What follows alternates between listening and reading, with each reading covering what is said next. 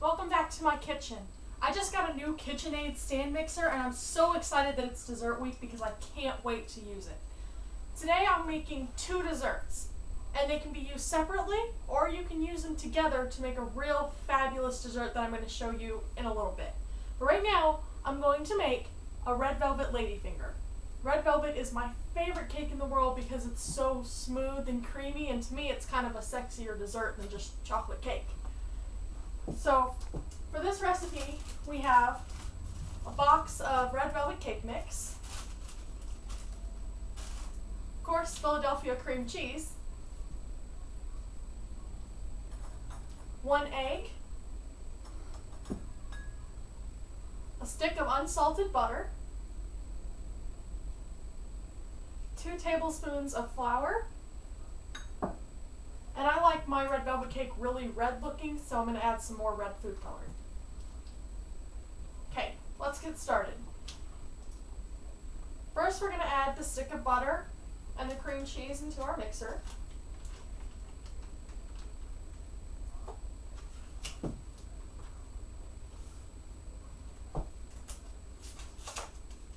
You want to make sure that your butter and your cream cheese are both room temperature so they mix easier together and you don't get a bunch of clumps in your dessert.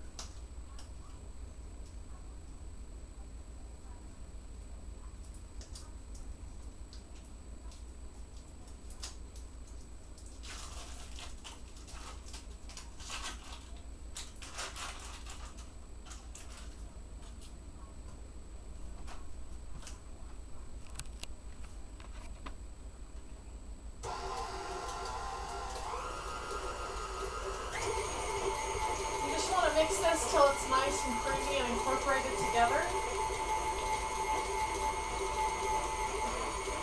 About a minute or so.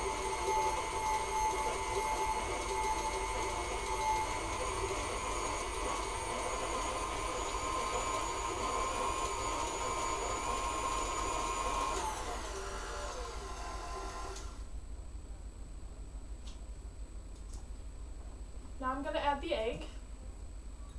I like to crack it in a separate bowl to make sure I don't get any shells into the cookie.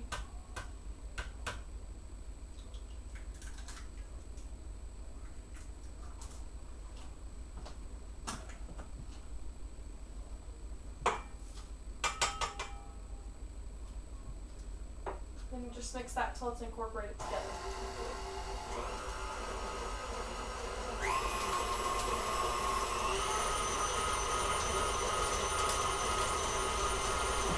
Scrape down the sides of the bowl and make sure that all the cream cheese is mixed and not sticking to the bottom. And I forgot to tell you earlier that we're going to add vanilla to this.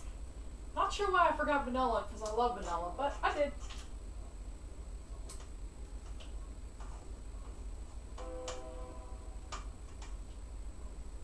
Okay, now it's time to add in our cake mix and our vanilla.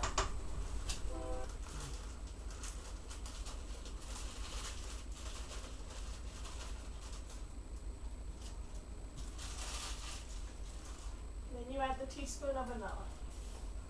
I'm just going to eyeball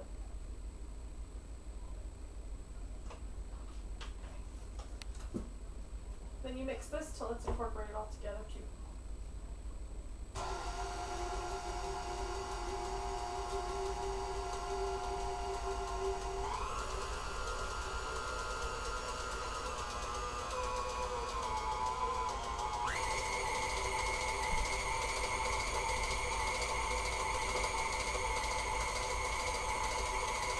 Go ahead and add a few drops of the red food coloring.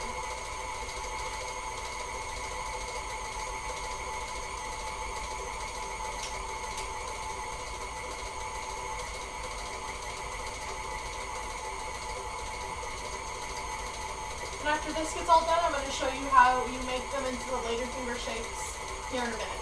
Now that we've got the cookie batch all mixed together, we're going to go ahead and put it into a piping bag, and I have these disposable ones. You can just cut off the end and you can throw it away when you're done.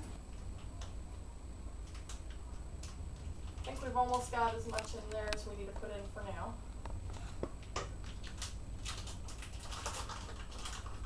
Go ahead and push it down to the bottom of the bag, and then we're just going to cut off the corner in order to pipe it.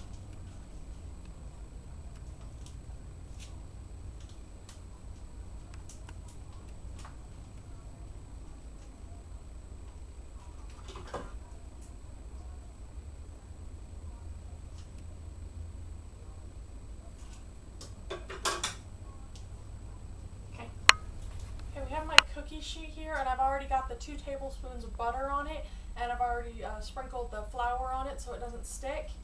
And we're going to make 2 parallel lines in order to mark out where we're going to put our cookies.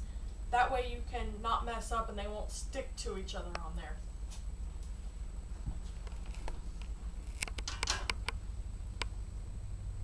Okay.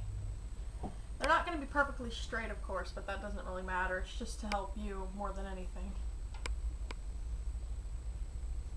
So there's one. Now we're going to put another one over here.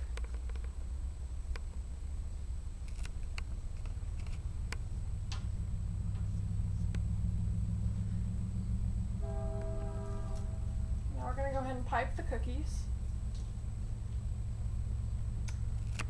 You're basically just going to take it and go from one edge down to the line. You may not want to touch the edge completely to leave it a little room to expand, but you just basically take it and go straight down.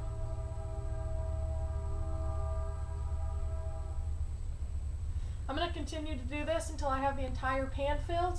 And then we're going to get it into the oven for about 12 minutes.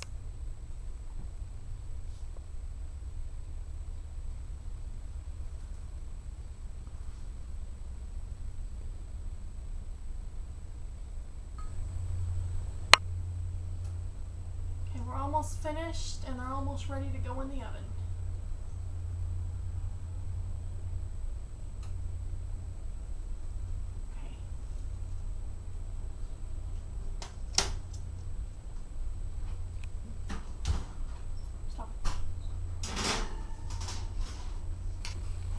Cookies have came out of the oven a few minutes ago and I've let them cool a little bit. So I'm serving them here with a little bit of shaved chocolate and some homemade whipped cream.